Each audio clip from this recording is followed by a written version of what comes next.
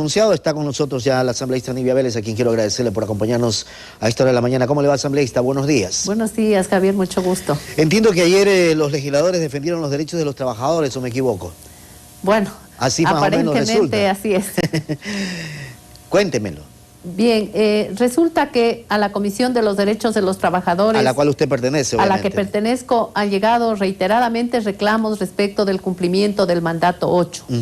El asambleísta Armando Aguilar presentó una ley interpretativa a las disposiciones primera general y primera transitoria del mandato 8, porque estas disposiciones señalan, por ejemplo, la disposición primera transitoria, que a la vigencia del mandato 8... Solamente un paréntesis, asambleísta, para que nuestros televidentes entiendan. Mandato constituyente 8 establece tercerización, contrato por horas y precarización, ¿verdad? Elimina más bien. Ok. Elimina la tercerización, el trabajo por horas y la precarización laboral.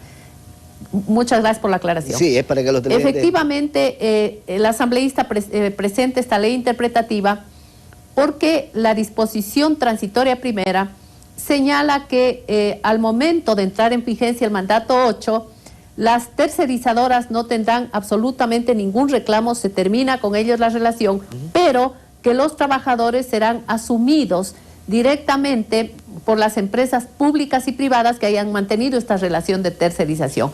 Y ahí viene el problema. Efectivamente, con esta obligatoriedad, las empresas los asumen.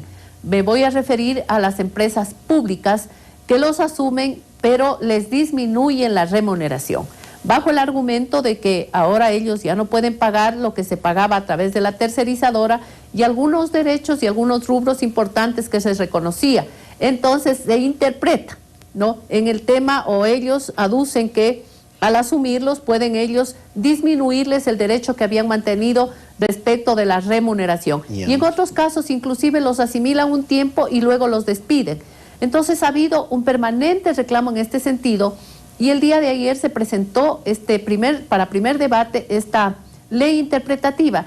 Y yo lamenté mucho que se presente ya en vísperas de que se termine la asamblea, Javier, porque lamentablemente nosotros ayer debatimos en primera, es más, ni siquiera concluyó el debate porque se suspendió la sesión, pero ya nunca más se volverá a debatir en segunda y menos a aprobar. Y más aún que queda tan corto el tiempo para la conformación de la nueva asamblea, entonces ahí queda como parado el tema. Así es, pero además la comisión no ha tenido, digamos, un trabajo permanente y no vamos a decir que con eso vamos a garantizar un informe para segundo debate, y queda ahí pendiente un tema que es álgido, que es grave, porque ha perjudicado en este país a miles de trabajadores, puesto que ha habido una aplicación antojadiza del mandato 8, que lo que buscaba es terminar con la intermediación, con la tercerización, pero hoy esas personas que fueron asimiladas son perjudicadas en sus ingresos, porque trabajando en empresas públicas petroleras, por ejemplo, ganan el salario básico. Usted puede creer que alguien que trabaja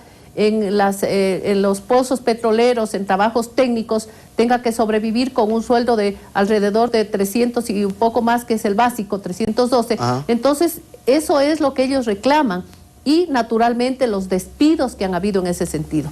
Quedamos con un problema ahí sin resolver, es muy penoso porque los hemos tenido más de un año, estas personas, tras de conseguir realmente esta interpretación que sí legalmente le corresponde hacer a la Asamblea. ¿No se podrá entonces de alguna manera buscarle el mecanismo para poder hacer respetar los derechos de los trabajadores en ese sentido que usted señala? Mire, hay una manipulación del mandato 8. Yo no dudo que nació con la mejor intención y con el afán de terminar. ¿Por qué manipulación, asambleísta?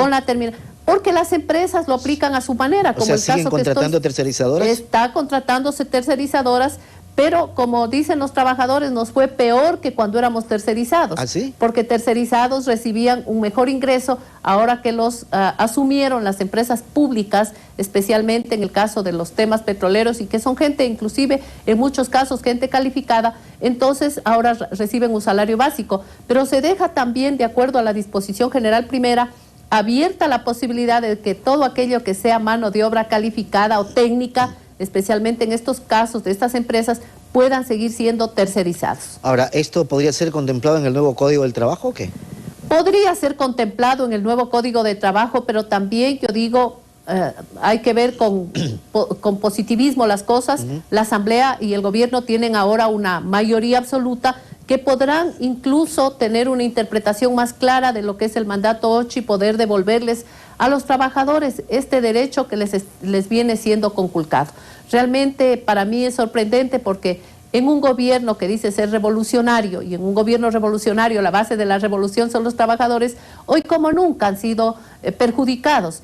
La interpretación antojadiza del mandato 8, el decreto 813 que creo que ha dejado más de 16,000 servidores públicos fuera y que hoy la Corte Constitucional, para asombro de todos los ecuatorianos, dice que no tiene potestad para sancionar o eliminar ese decreto. Madres comunitarias, alrededor de 20,000 que siguen sin seguridad social y sin un salario básico.